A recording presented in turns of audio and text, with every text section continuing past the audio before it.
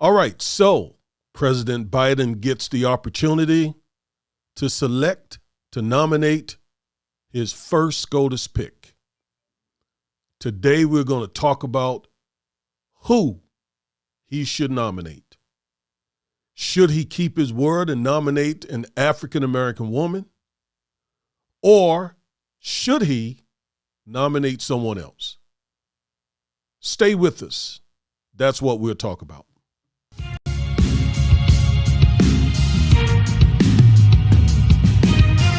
That Corbin and Corbett legal team fighting for the rights of the people. That father-daughter team investing in the youth when the system ain't treating them equal. Providing truth for our people, we able to reach them. So anytime you get accused for a crime and Lord knows you ain't do it, we here to get you through it. Exemplifying prudence and glorifying God, making sure you're compensated for other people's doings. Our vision is to be one of the best. We're small enough to focus on your matter throughout the neighborhoods of Dallas. Working constantly and making sure your rights are protected. A firm team of lawyers, aggressive, effective. A team that has your back in the courtroom. Two well-spoken black lawyers in the courtroom. Investing time and resources when it's evident that you were treated wrong. Now you walking out of Dallas courtroom with a settlement. Corbin and Corbett, the father-daughter legal tag team that has your back in the courtroom. Our purpose is simple. To obtain a favorable outcome for each client and glorify Christ in all we do. Our vision is to be one of the best and most... Hello, legal rebels. This is Attorney Augustus Corbett, a.k.a. the Minister of Justice, and with me I have... Attorney Chloe Corbett, a.k.a. the Duchess of Justice. And we're the Defiant Lawyers. We provide legal analysis of trending politics, policies, personalities, and pop culture to empower you with the information you need to defy an unjust legal system.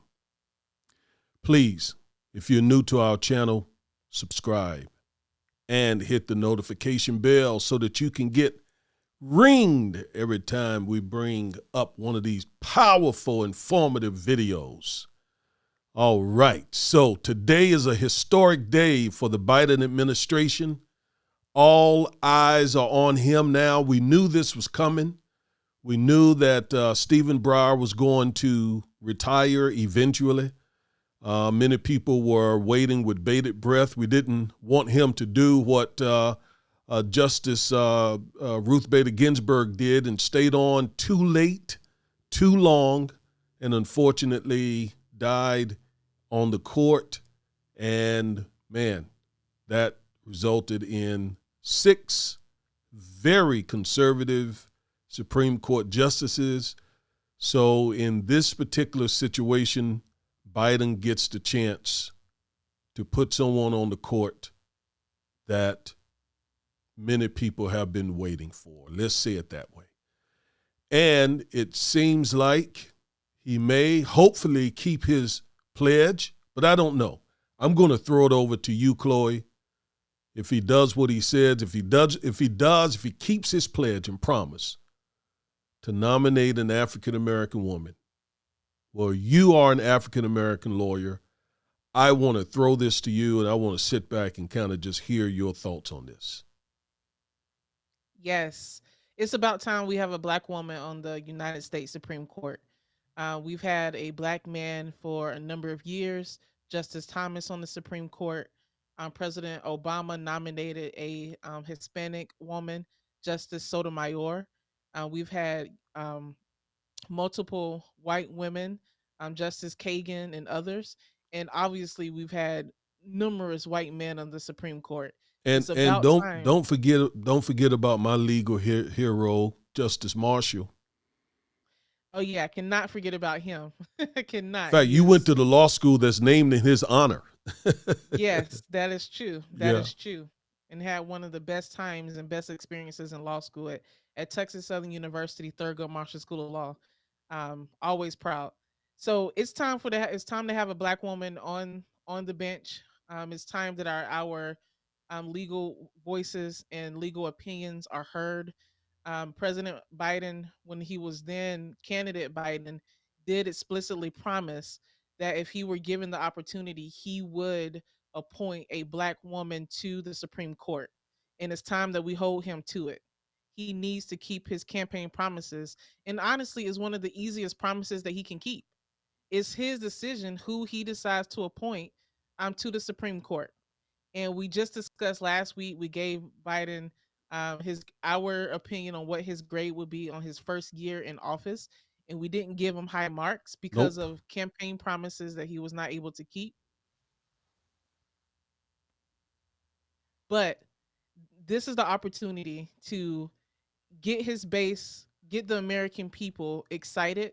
We have the midterm elections coming up later this year. This is the time to show that he appreciates the support that African Americans, especially African American women, did to get him nominated down there in South Carolina and other southern states. Look, without Black women, President Biden would not be president today. We put him on our backs as we've done throughout history in this country. And it's time that a president recognize not only the hard work that we do on the ground, boots on the ground, but also in the legal community. As a Black attorney myself, I can't tell you how many strong, intelligent, knowledgeable, professional Black lawyers that I know personally. Now, in terms of attorneys in the United States, we only make up a small percentage of attorneys in the United States. I think Black attorneys in general are about 5% of the legal community, and Black women are about 2.5, 2%. So we're in the grand scheme of things, we don't make up a large percentage of licensed attorneys in this country, but the percentage of those who are Black women who are attorneys, they show out. And the ones that I know, they know their stuff. We're going to be interviewing judicial candidate Vonda Bailey, who is a extremely skilled and knowledgeable Black attorney.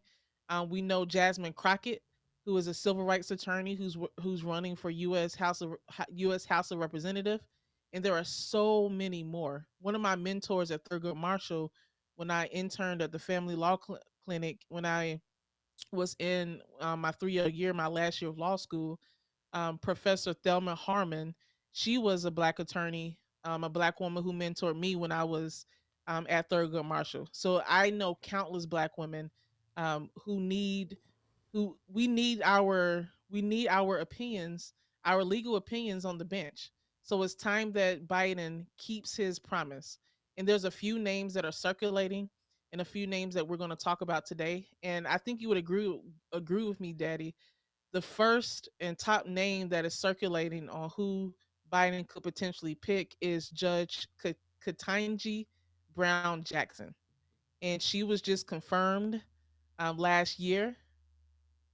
She was initially nominated in 2013 by President Obama, and then she was confirmed for the District of Columbia District Court last year, and she was confirmed by a majority of the Senate. So she's highly respected on both sides, Democrats and Republicans alike. So I think that she is the top candidate for who um, President Biden could potentially pick for our next Supreme Court justice. Would you agree? First of all, I think you laid it out very well, as always. Look, I am a very, very, very proud father of arguably one of the best young, rising Black female attorneys in the country. I have the distinct pleasure and honor of partnering with you and mentoring you, so I have actually been in this space, cheering on Black female lawyers for quite some time, and I know how important it is for African American females to see themselves on the U.S. Supreme Court, but it's also important for all the Black community. And I have wanted a Black female justice on the U.S. Supreme Court for years. I held that against Obama for not doing that, quite frankly. He had the opportunity 3 different occasions to do that. I think he dropped the ball by not doing that. So I think it was the reason why Joe Biden, came out strong in favor of nominating a black woman if he ever got the chance, because he knew there was built up demand for a black female on the bench. As you said, there have been 2 black men. There's Clarence Thomas now. There was Thurgood Marshall. There have been countless, mostly predominantly white men. There have been white women, Justice Sandra Day O'Connor, Justice Ruth Bader Ginsburg, Justice Selena Kagan, Justice the woman that was recently confirmed, Amy Coney Barrett. Amy Coney Barrett.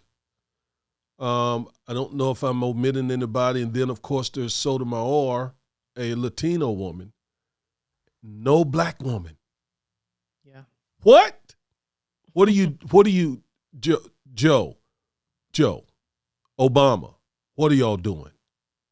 This cannot stand.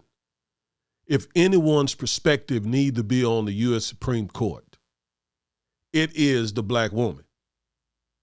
Her perspective, her unique perspective, needs to be quite prominent on the court. And so President Biden better follow through on that promise of nominating a black female. And yes, Chloe, I think you're absolutely right that it seems as though this judge is the top. She's at the top of the list, I believe. It's still very early in the process. We don't know. I actually have someone that I would love to see him pick.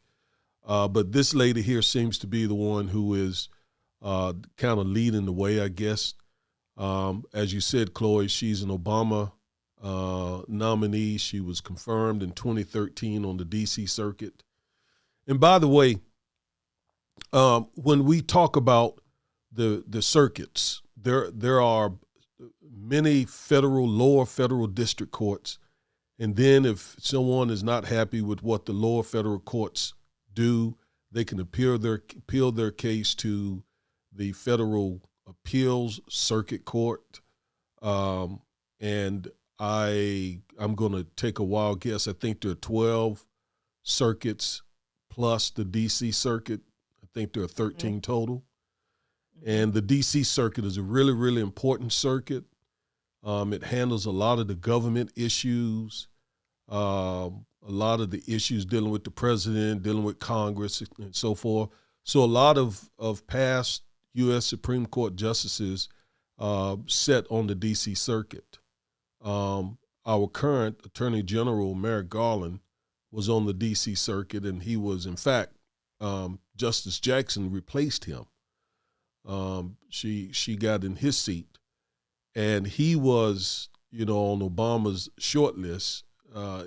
Had Obama gotten the opportunity to put somebody on, another opportunity to put somebody on the court.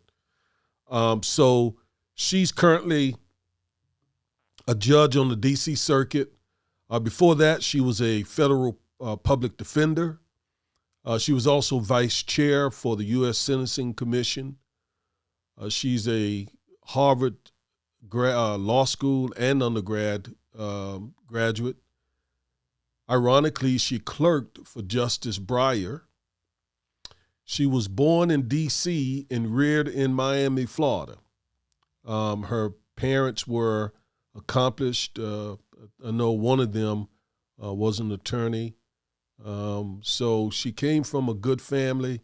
She did very well in law school and college, graduated with honors in both places.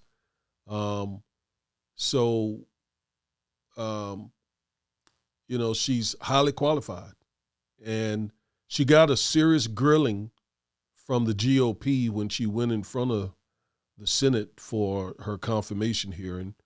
But 3 of them voted to confirm her. Lindsey Graham, Lisa Murkowski, and the senator, the female senator up in Susan Collins. Susan Collins. Yes, thank you, thank you. So she's very, very qualified. Yeah, she is. And she was confirmed. She's now on the Federal Court of Appeals, which is the second highest federal court, the second highest court in the country. And she was also interviewed by President Biden last year before she was confirmed, which is typically unusual. Before you go on, let me just point out that yes, she's on the Federal Court of Appeals. I don't want people to be confused. And the Federal Court of Appeals for the D.C. Circuit. So For the DC Circuit. yes, for the D.C. Circuit.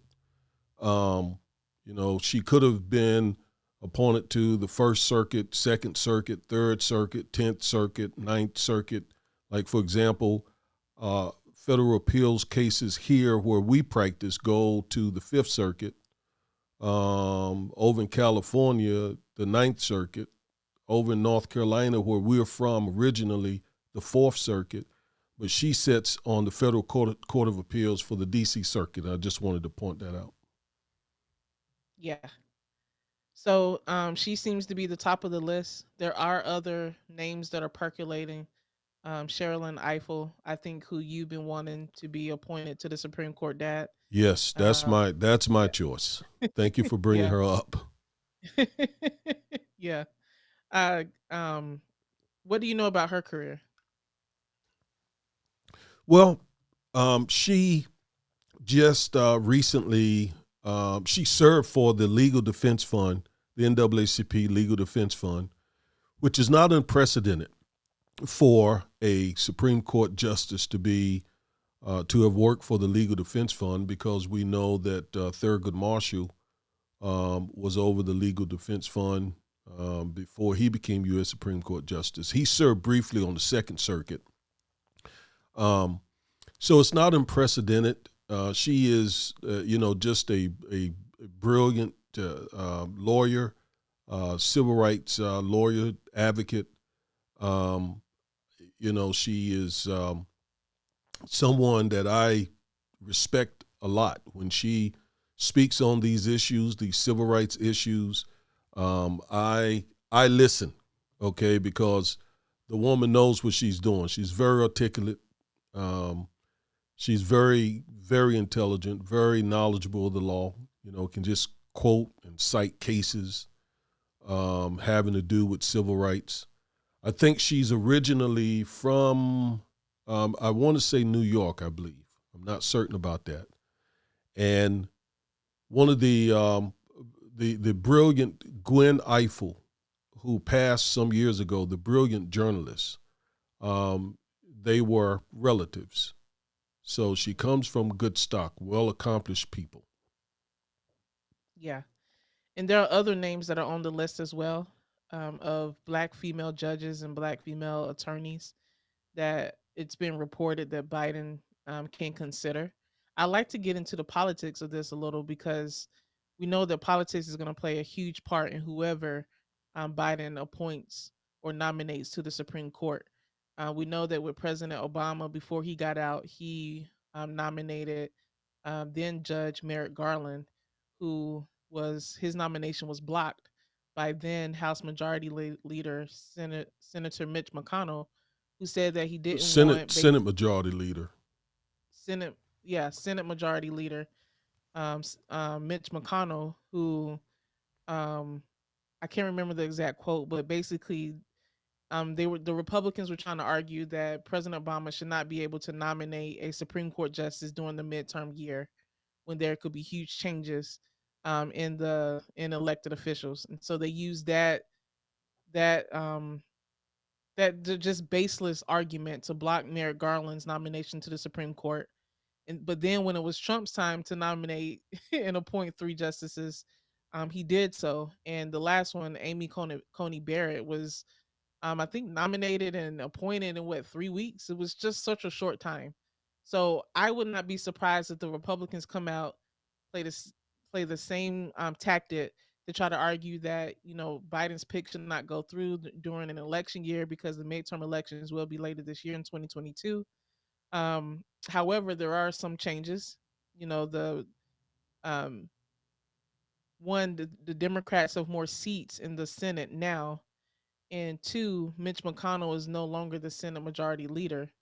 However, it also depends on what the Republicans who sit on the Judiciary Committee, how they vote, because all, I think it's 11 Republicans who are up there. They could come out and vote to and deny, um, vote against this nominee. So there's going to be a lot of politics that are at play as well. A lot of gamesmanship.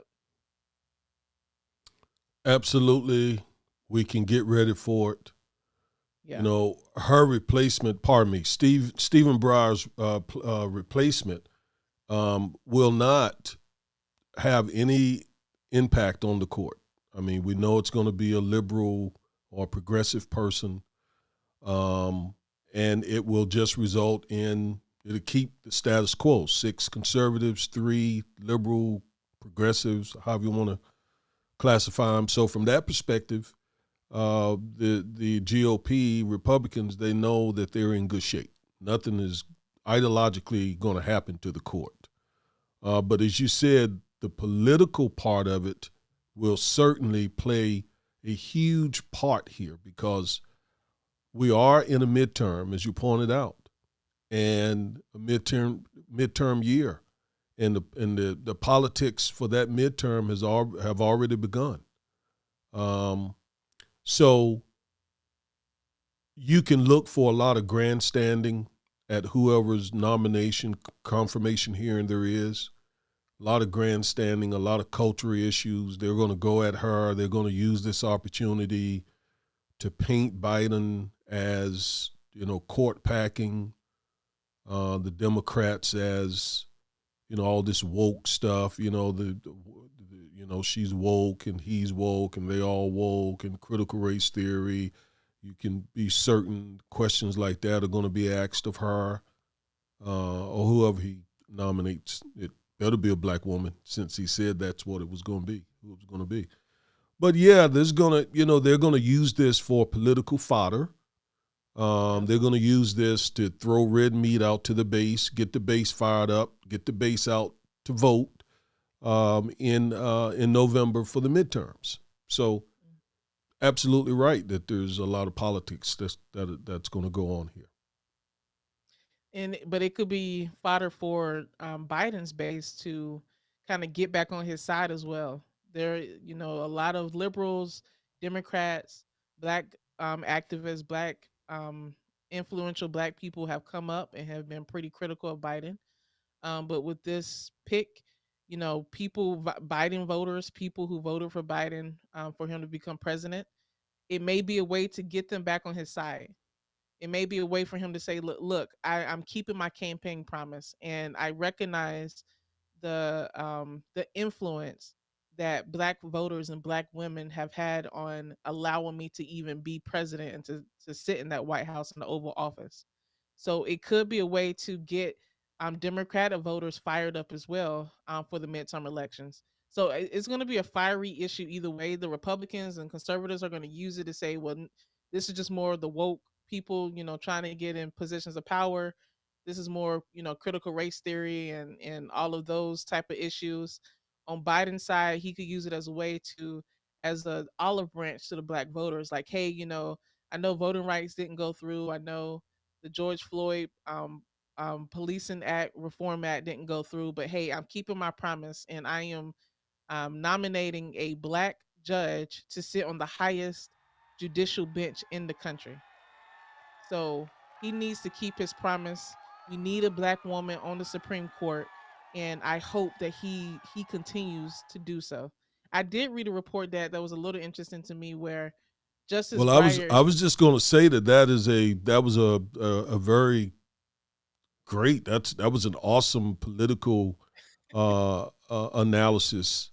For Biden to say, hey, let me take this opportunity to throw my base some red meat and get my base fired up and try to show them I'm sorry for not getting this voting rights or not taking it seriously, not prioritizing it. But look what I did for y'all. I nominated you all a black female. That's history making. I'm making more history here for the African American community. First female African American vice president, now first female African American Supreme Court pick. So you're absolutely right. Very good analysis. So yeah, you Yeah. It's hey, he needs to do it. He needs to do it because he's kind of taken a little licking the past couple weeks with voting rights and with the George Floyd Policing Act, and he's taking a licking. So I think that this could get some more people back on his side and show that he really does acknowledge how influential Black women have been on his campaign and now his presidency. And Judge Ketanji Brown Jackson, she's young. She's what, 51 years old. All of the last Supreme Court justice nominees have been pretty young in their early 50s, and these are lifetime appointments. So I would presume he would want to appoint someone who could be on the bench 30, 40 years, and could really have some say on what happens in this country for the next few decades. So I'm curious to see who he actually nominates. There were some reports though that Justice Breyer was a little upset the way that this has been announced. It was reported that he wanted to kind of give official announcement that he was retiring. And he was not planning to announce his retirement today. So someone in the Biden, this is just my speculation, I don't know, but I speculate maybe the Biden administration or someone associated with Biden kind of leaked this information to try to get some news press on his side, just like what we were saying, to try to, give some red meat to the base and get this back circulating him his campaign promise to nominate a Black woman. That's speculation, but it wouldn't surprise me. well, I mean, he can control when he wants to retire, but he can't control the news cycle. He can't control the politics behind this. He can't control the pent up, nervous energy that he had Democrats experiencing because they wanted him to announce his retirement months ago. So, Yes. so the fact that they jumped with this and ran with it, what did he expect? They're ready for him to get off the court. Because otherwise, in a few months, Chloe, in a few months, the politics are really going to start. And by the way, when we talk about all the politics that's coming, one has to ask what will Joe Manchin and Kristen Sinema do in this situation, Yeah. right? Hmm. I mean, Yeah. that's going to be a question. Yep. Um, but that's for another day. It's a question that people are bringing up. Um, I did read that Manchin and Cinema both voted for Justice. Not Justice, Judge. I guess I'm calling it into existence, but Judge Ketanji Brown Jackson for her Court of Appeals D.C. Circuit post. So they did vote in favor of that, and so did other Republicans like Collins, Murkowski, etc. So if they keep in line with the votes that they did for her Court of Appeals post, then hopefully they will. If she's nominated, it really is too early. President Biden could go with another appointee. But if she's nominated, it would be in line for them to vote to confirm her based on them confirming her for the Federal Court of Appeals last year. So we'll see. But Yeah, it's we'll exciting. we'll see how this works out. Yeah. We don't know, but hopefully everything will go good. Yeah. Yep. It's definitely going to be a lot of political stuff going on. You can count on that. Mm-hmm. It's I got my popcorn already. Me too. I do before we it's gonna be interesting. And before we move on to the next topic, I do want to just give a shout out to Justice Breyer. He was on the bench for 30 plus years. He, was an esteemed judge. He dissented in the Shelby County v. Holder case, which you've talked a lot about. It was very influential with voting rights and unfortunately stripping back some of the voting rights. So, he's had a long career in the law, a long career as a justice. So I do want to give him a shout out with his retirement. He's 83 years old. I mean, when I'm 83, I don't know, I don't want to speak too soon, but I would want to enjoy my retirement as well. So I'm sure that came into play, as well as some of the pressure for him to retire so another justice can be put on the bench. Yeah. You said when you're 83 years old, geez, what is that, 50 years from now? It's a half a century. Wow. Wow. What in the world will be going on in the world when you become 83, 84, Oh 85? my gosh, there's no telling. Really? Ooh, So, all right. So we don't know who the nominee is going to be yet. There's some speculation. There's some hope. Everyone or a lot of people just want an African American woman. I can also hear a lot of some of the GOP cultural warriors coming out and saying, why is Biden nominating a black woman? Don't put race ahead of qualifications. Franklin Graham said that, about a nominee, and as if, a black woman can't be qualified too. exactly. If she's black, if it's a black woman, then she can't be eminently qualified. Well, once again, this woman graduated from Harvard, undergrad with honors, graduated from Harvard Law with honors, has been a judge now, was on the U.S. Sentencing Commission, was a federal public defender. She clerked for several judges, including Justice Breyer. She is as qualified as any person on that court right now. Right now. That should Period. not come out of anybody's mouth. Now they can disagree with her ideologically. In fact, I'm sure I will on some issues. Mm-hmm. But qualification? No. This woman is eminently qualified. She is way up there, which does bring up one little stickler for me though, Chloe, and that is, why do all the U.S. Supreme Court justices got to be Harvard, Yale, or Stanford grads? Why can't some of them be just regular law grads? I mean, there are some very smart lawyers from the state schools, from the Yes. HBCUs. Why do they all have to be from Harvard and Stanford and Yale and Duke and places like that? I mean, I just don't think that's fair. What do you think? I agree. I was literally just thinking that, Dad, and I was going to say it. It. I mean, there's so many excellent litigators and attorneys that went to state schools, that went to my HBCU, that went to your HBCU in North Carolina Central, that are excellent attorneys, that are excellent litigators. And a lot of attorneys from these Harvard and other schools, they don't know how to litigate a case or try a case.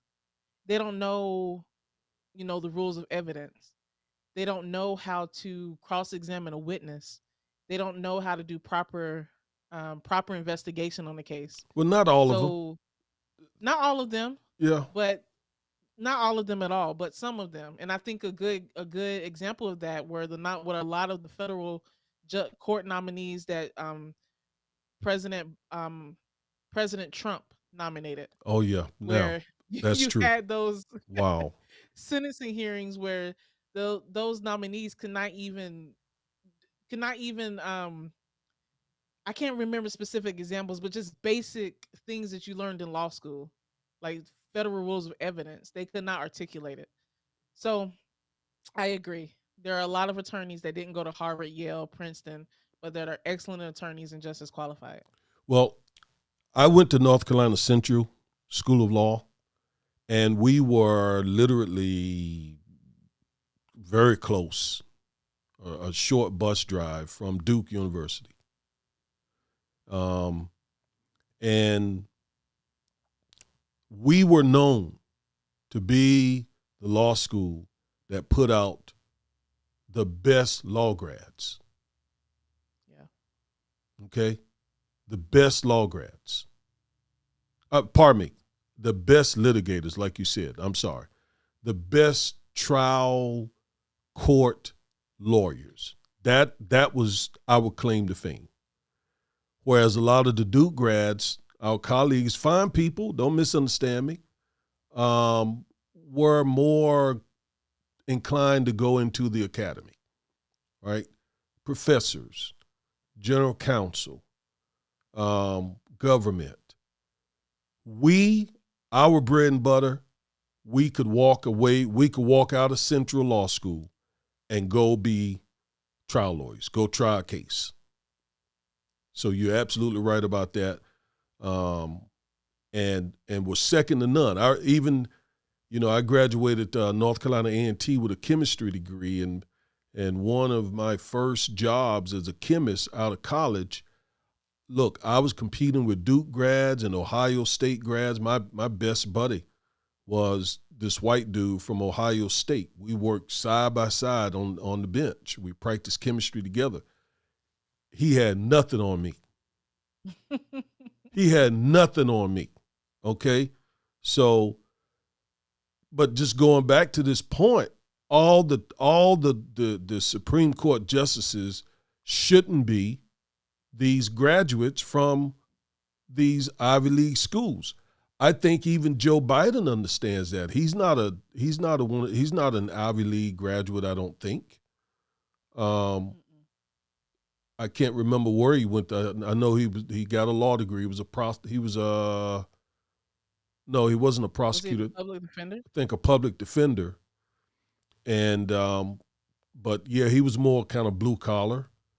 So I don't know. He may even try to break precedent and do that, and not nominate this lady, and get somebody who is more, who is from one of those non-Ivy League schools. I don't know.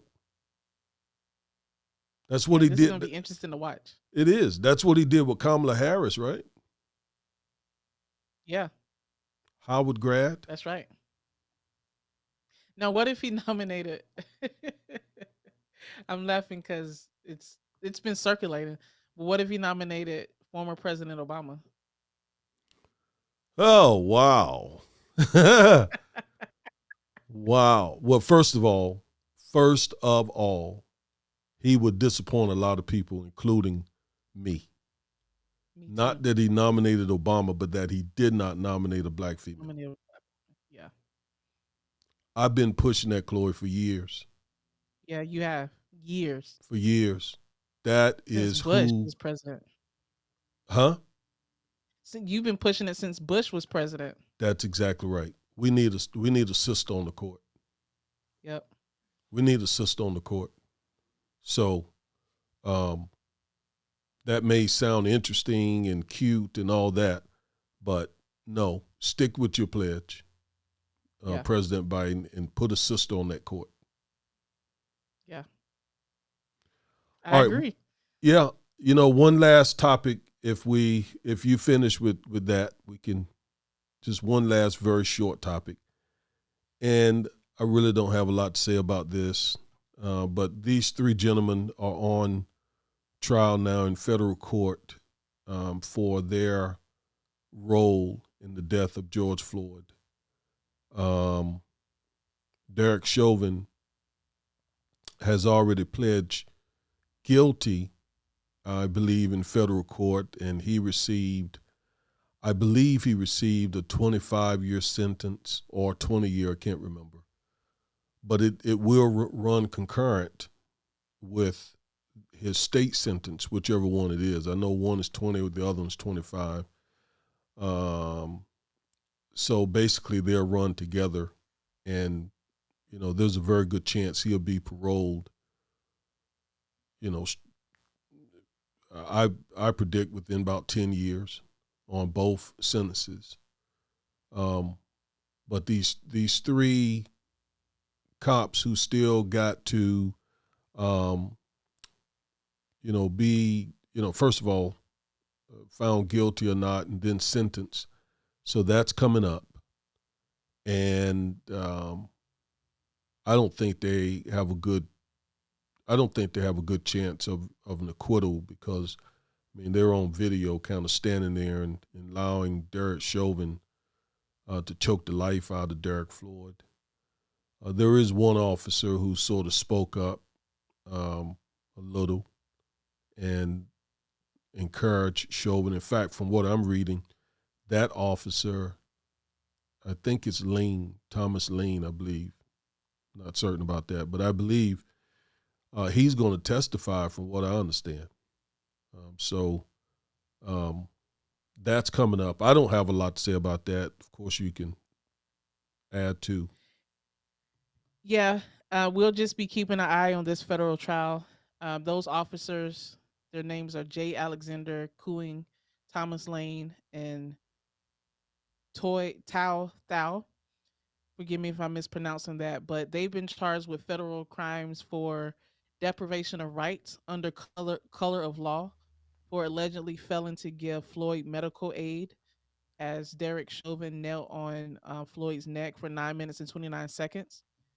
Tao and Cooling are also charged with failing to intervene in Chauvin's use of unreasonable force.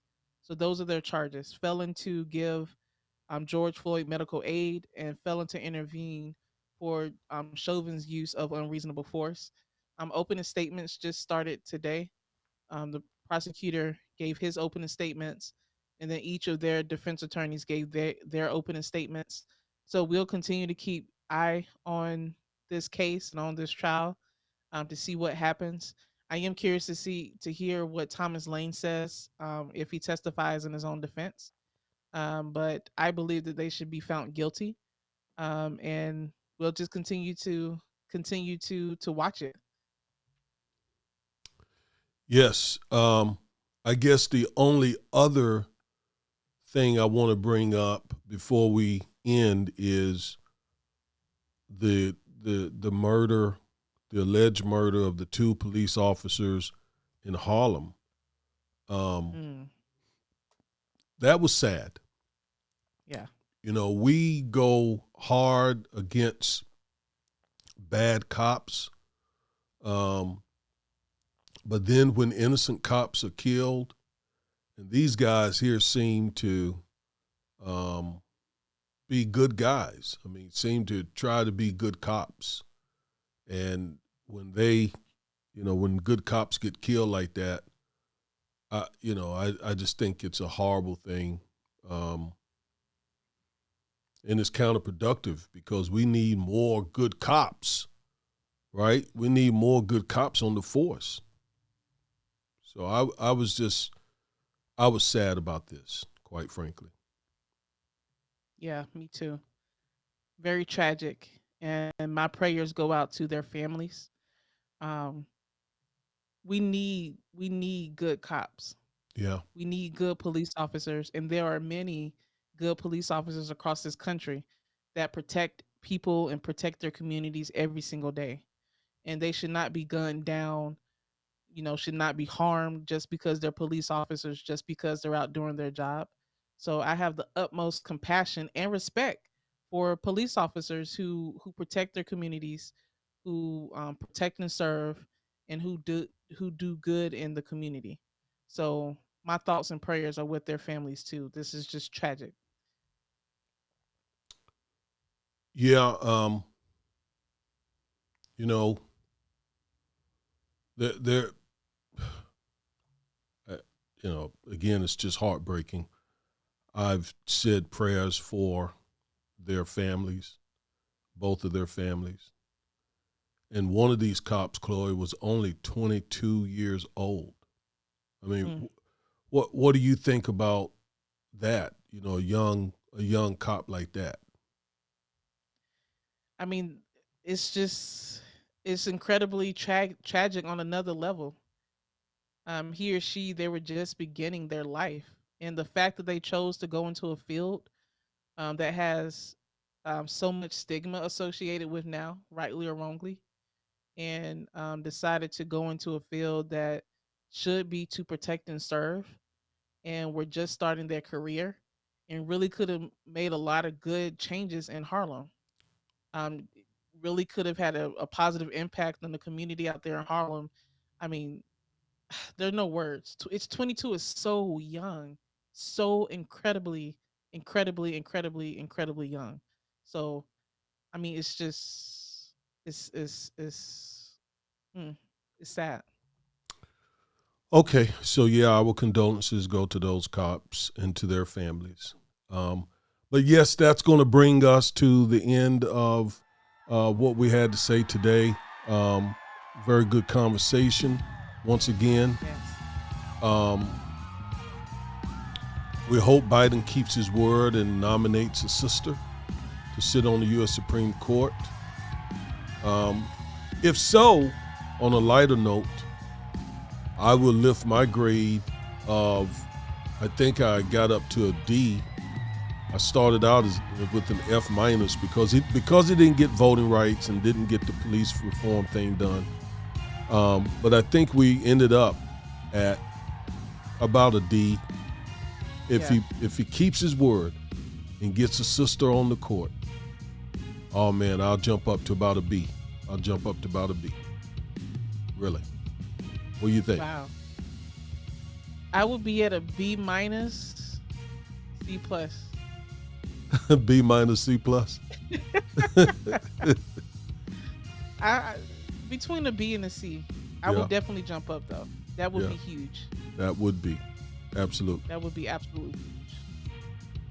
Okay, so we are out of here, Chloe. If you don't have anything else to say, that's going to end our broadcast today. Thank you, Rebels, for tuning in. We'll be back Saturday afternoon, God willing. We look forward to it. And be good. Bye. Peace, y'all.